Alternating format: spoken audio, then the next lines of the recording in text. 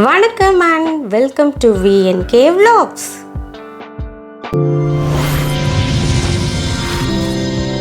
Strawberry agua fresca செய்ய 1 cup strawberry எடுத்திருக்கேன்.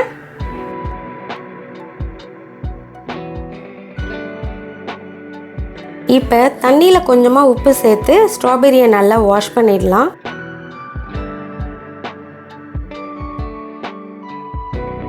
திரும்ப நல்ல தண்ணி ஊற்றி கொஞ்சம் வாஷ் பண்ணிடலாம். இப்போ இதோட காம்பை வெட்டி எடுத்துக்கலாம்.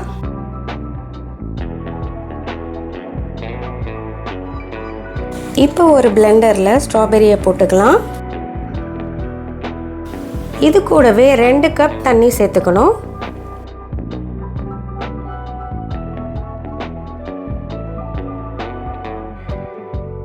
இப்போ இதில் 1 டேபிள் ஸ்பூன் வெனிலா எசன்ஸ் சேர்த்துக்கலாம். இப்போ இதை நல்லா பிளெண்ட் பண்ணிக்கலாம்.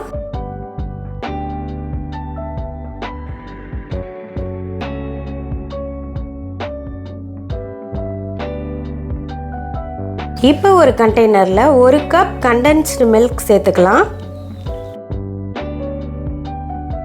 இது கூடவே 1/2 கப் பால் சேர்த்துக்கலாம்.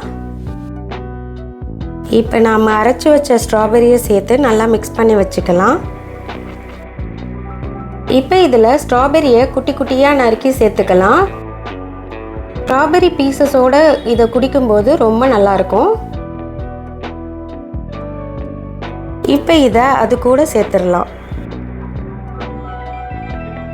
பாருங்கள், சூப்பராக ரெடி ஆயிடுச்சு. இந்த சம்மருக்கு ஏற்ற ஸ்ட்ராபெரி ஆக்வாஃபெஸ்கா ரெடி.